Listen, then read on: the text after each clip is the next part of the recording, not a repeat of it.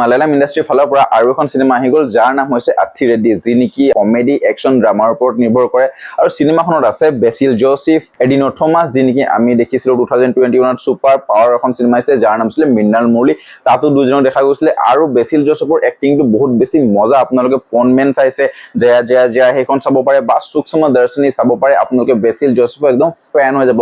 বান্দাই বহুত বেছি ধুনীয়া এক্টিং কৰে আৰু স্ক্ৰিপ্ট সিলেকশন একদম মাষ্টাৰপিস, ঠিক আছে।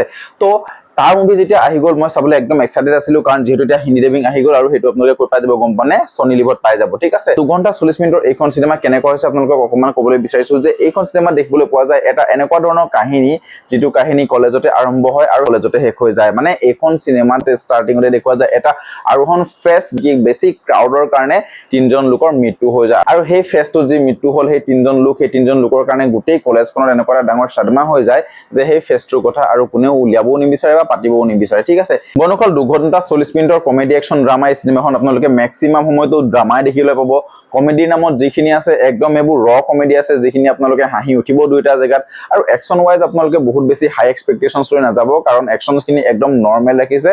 চিনেমাখনৰ কন্টেন্টটো বহুত বেছি হাৰ্ড হিটিং নহয়, কিন্তু আপোনালোকে ওৱান টাইম ওয়াচ কৰিবই পাৰে। এনেকুৱা হৈ যায় যে বেচিল জোসেফক দেখা যায় এটা ষ্টুডেন্টৰ ওপৰত, যি নেকি তাক বহুতে নিকাম্মা টাইপ ফিল কৰে, কিন্তু সি কলেজত গৈ পেলাই সেই ফেষ্টটো পাতিব বিচাৰে, যিটো ফেষ্টৰ কাৰণে আপোনাৰ 3জন লোকৰ মৃত্যু হৈছিলে আৰু সেই মৃত্যুৰ কাৰণে কলেজখন কেতিয়া মানে সেই সাদমাৰ পৰা বাহিৰত উলিয়াবই বিচৰা নাছিলে, ঠিক আছে। বা সেই ফেষ্টটোৰ কথা যদি ভৱিষ্যতে পাতিব লগাও হয় বা আলোচনা কৰা হয় তেনেহলে পাৰমিশন কোনো পধ্যে নিদিয়ে কোনেও, কিন্তু বেচিল জোসেফে ইমান আগ্ৰহীকৈ হৈ ফেষ্টটো পাতিবৰ কাৰণে তাৰ লগত কেনেকে ককায়েক জড়িত হৈ থাকে, তাৰ পাছত শেষত গৈ কেনেকে কি সেন্টিমেন্ট দি পেলাই আমাক এটা ইমোশনাল হিট দিব বিচাৰিছে, এই চিনেমাখন চালে আপোনালোকে গোটেইখিনি কাহিনী গম পাব।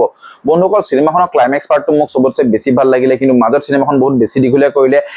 কিছুমান ঠাইত আমাক সেই আবেশাম নিচিনা টাচ এটা দিবলৈ বিচাৰিলে, কিন্তু আবেশামখন বহুত বেছি মাষ্টাৰপিস আছিলে যাৰ লগত কম্পেয়াৰ কৰিব নোৱাৰি, কিন্তু তথাপিও আমাক কিছুমান সিন মানে আহে যিখিনি মানে আবেশামলে আমি মনত পৰি যায়। মুভিখন যদি আপোনালোকে নাই চোৱা ওৱান টাইম টু ওয়াচ কৰিব পাৰে, এইখন মুভি ফেমিলিতে আপোনালোকে চাব পাৰে, একদম গুড এন্টাৰটেইনাৰ মুভি হয়।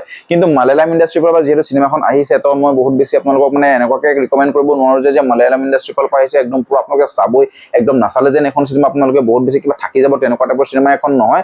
বাট এজ এ গুড মুভি হিচাপে আপোনালোকে এইখন মুভিটো চাবই পাৰে, কাৰণ এইখন মুভিয়ে চাবলৈ হলে আপোনালোকক 2 ঘণ্টা 40 মিনিট সময় দিব লাগিব, আৰু মই ভাবো এইখন চিনেমা আপোনালোকে চাই ভাল পাব। মোৰ সবতছে এইখন চিনেমাত ভাল লাগিলে ড্ৰামা আৰু কমেডি পাৰ্টটো। ড্ৰামা আৰু কমেডিৰ মাজত যেনেকে ষ্টৰিটো আগবাঢ়ি থাকে, যিবোৰ ডায়লগ ডেলিভাৰী, স্ক্ৰিন প্ৰেজেন্স বা যিখিনি কালাৰ গ্ৰেডিয়েন্ট চিনেমাখনৰ বা কেমেৰা এংগল বা প্ৰেজেন্টেশন, সেইখিনি বহুত বেছি বেয়া হোৱা নাই, যাৰ কাৰণে আমি সেই ক্যাৰেক্টাৰখিনিৰ লগত বহুত বেছি ভালদৰে ৰিলেট কৰিব পাৰো আৰু শেষত গৈ পেলাই আমাক বহুত বেছি এটা হাৰ্ড ইমোশনাল টাচ দিব বিচাৰে।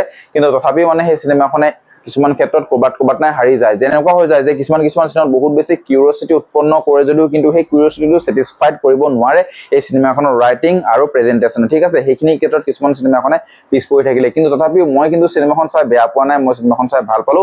ওৱান টাইম ওয়াচ এখন ডিসেন্ট মুভি মোৰ ফালৰ পৰা আহি গ'ল। আপোনালোকে যদি এখন চিনেমা নাই চোৱা আপোনালোকে চাব, আৰু যদি চাইছে কমেন্ট কৰিবলৈ একদম নাপাহৰিব দেই। তো লগ পাইছো নেক্সট ভিডিঅ'ত, আজিলে বাই বাই।